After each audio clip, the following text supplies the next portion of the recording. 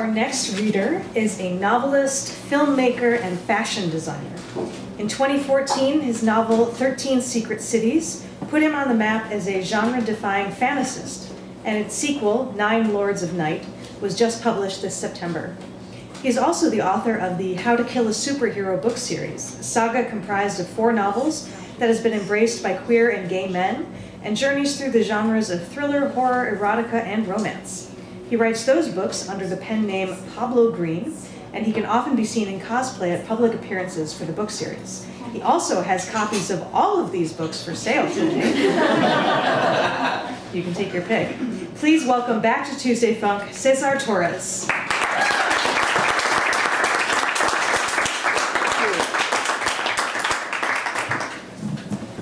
Excited to be back. Hi, so I'm reading today from the new book, 9 Lords of Night. It's book 2 in the Coil series. And there's not much setup. You just need to know it's a detective novel. So just like you have Sherlock Holmes and Watson, in my book we have Nestor, who's a trans detective in New York, and his Watson is Felix, who's a queer academic from Chicago. They're visiting the home of a really famous filmmaker, so famous that he might even be an analog to Stanley Kubrick. So just keep that in mind. That's gonna help you a little bit. All right. I was expecting real birds, Felix said. What the fuck is this? These are birds of a sort, Greg Myers said. He was the custodian of the estate. You just have to let go of your preconceived definitions of avians as you make this journey. Various contraptions stood like sculptures, or perhaps, Nestor thought, like men that had been turned to stone by Medusa in the myths. The blue light grew deeper as they stepped into the room, and the low warble shifted as musical tones began to emerge from various metal arms, arcs, and orbs before them. The way in which the metal arms and torso-like trunks of glass were constructed gave the figures a human-like appearance. Nestor counted 9 of them. He approached one in the center of the room, shaped like a female torso, with orbs of milky glass that resembled breasts, and a skirt that fanned out with hundreds of snaking rods of what seemed to be stainless steel, and whose tiny mouths and eyes at the ends indeed resembled rattlesnakes. As he approached the sculpture, it generated music from its bosom.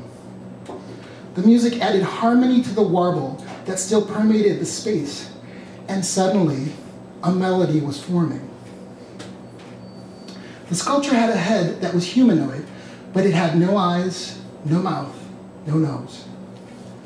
Is this an art installation, Felix said? Not in any way, shape, or form, Meyer said. He was standing along the wall at the end of the room, fiddling with a laptop that was set on top of a white ceramic podium. Please be sure not to touch any of the volatiles, unless they ask you to touch them first. Consent is very important in this room. Excuse me, Nestor said. And that's when the towering skirted figure before him lit up. Her metal skin glowed with thousands of tiny green diodes, giving the appearance of movement, even though the sculpture did not move. She spoke with a gentle voice, smooth around the edges, and deeply female. Please share an interesting adjective to describe yourself, she said. Nestor looked around, and Felix, who was just 6 feet away, shrugged. Nocturnal? Nestor said. The sculpture repeated the word nocturnal once, twice, and then over and over, elongating Nestor's sampled voice like taffy until it became a series of pleasant notes. The sculpture dropped these notes into the rhythm of the sounds around her, and suddenly the melody generated by the room became a deeper, more complex composition. Her body emitted music, as if every part of her skin were a high-end sampler, synthesizer, and stereo speaker. Do you have a name? Nestor said. My name is Atl, which translates to water. I am named after a symbolic representation of Shutekutli, the god of fire. It is nice to meet you. Nestor. My name is Nestor. Atl emitted a series of musical clicks and chirps. Her skin faded from neon green to dark brown, and then she fell silent. Nestor was still holding in his breath. This machine was sublime, like a sunset. Gregory Myers reappeared before Nestor and Felix. The aviary, Myers said, was Sam's last project before he passed away. He and Steven Spielberg collaborated on these animatronic AIs you just met for an upcoming film. Eventually, the release of the film would have given way to a very ambitious video game and a theme park expansion at Disney World. But Steven knew that Sam's career was advancing, and so was the cancer. At some point, they both abandoned the project. These are AIs, Nestor asked. You know you cannot call them AIs. Excuse me, Felix said. It is true, Gregory Myers continued.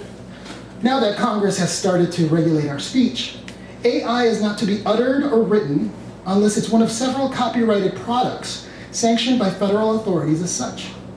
But since this project never saw the light of day, we can call these AIs whatever we want, can't we? One of the sculptures, stocky and round, with thick arms that resembled those of a circus strongman, nodded. Its movements were fluid, not robotic in any way, and its eyeless face twitched, then cocked itself at an angle, as if evaluating Nestor. It's all very primitive technology, but Sam had gone so deep into the science of artificial intelligence that he could have given a PhD at MIT and Tsinghua University a run for their money. Are their computer brains running all the time? Nestor asked. Yes and no. They need sensory input for their brains to be stimulated, and as far as I can tell, they don't interact with each other when there are no humans around to create music for. This room is kept dark and soundproof to prevent new input. Where are their brains, Felix said. Well, they're not in their heads, if that's what you're looking for. They are on their skin, which is why you should not touch them ever unless you are asked. And so what would be the purpose of these AIs, Nestor said? To do what Sam could never do with his friends, family, and associates, to make people happy. Define happiness, Nestor said. To create beautiful things and to share them with others. So what do these have at all to do with our project on the movie Nine Lords of Night? I thought that they would be simply an extravagant yet inspiring curiosity for you, detective. Each of these volatiles is dedicated to one of the Nine Lords of Night, you see. Nestor's heart skipped a beat, and he broke out in gooseflesh. Felix scurried past the sculpture so he could listen more closely to Gregory Myers. How? He said. These are the Nine Lords of Day. And that's because there are 9 Lords of Day who rule over the daytime and the business affairs of solar time. There are also the 9 Lords of Night who rule over the night, which is not only lunar and governed by darkness, but also plugged directly into the realm of dreams. Sam envisioned these animatronics as new composers of the 21st century. In the AI film he was developing, these 9 volatiles would have each contributed music to endless symphonies that would bring men together instead of apart. Sam said that in the 21st century, it was the lunar and the nocturnal energy of the collective psyche of men that could bring peace and a sense of unity. But why are these things called volatiles, Nestor said. I don't get the name. Mr. Buñuel, I thought your Mexican mother would have filled you in on some of this older lore. Nestor sighed. It gets lost a little bit more with each generation, but actually, I'm going to pretend you did not actually just insult my family. So please go on, Mr. Myers.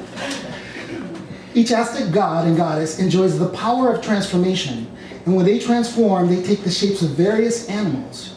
But in particular, some gods thrive on the shape of birds. In Nahuatl, the tongue of the Aztecs, this type of supernatural familiar is called a tonal.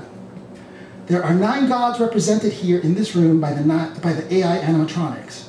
and each one is named after their corresponding bird. Don't mind their humanoid shape. Sam designed them conceptually as songbirds, even if they are anthropomorphic. It's one of the pleasures that working on robotics gave him. And the movie with Spielberg was going to be about these Aztec gods? Of course not, Felix. Sam was much too clever for that.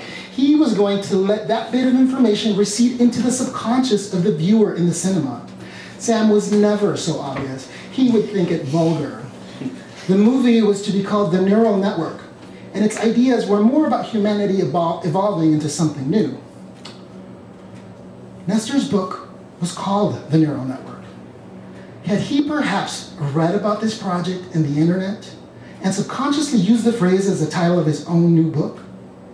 He could not be sure, and so he kept his mouth shut. The 9 sculptures shifted in unison, leaning and bending, as if they too were trying to hear this conversation better. These are not very good AIs, Gregory Meyer said. No one has developed their code much further than what was available back in 2018. They are also missing a key component of good AI, massive data sets. In the isolation of this estate, they are languishing without data that we can feed them. You see, there is no internet of any kind in this room. That means they have no access to social media, cryptocurrency trades, or satellite data. But the volatiles make for gorgeous art. So maybe you are right, Felix. This is an art installation after all. The 9 sculptures heard the words gorgeous art, and they instantly took the sounds apart, creating percussion, wind instruments, synth waves, and whistling sounds to make a song that felt bold, intrepid, and also dangerous. The lullaby they generated lasted about 2 minutes, and when it was done, the sculptures returned to their static poses. The 9 figures turned their skin a bright teal color, and they held it there like a note on a musical instrument. Thank you. Thank you.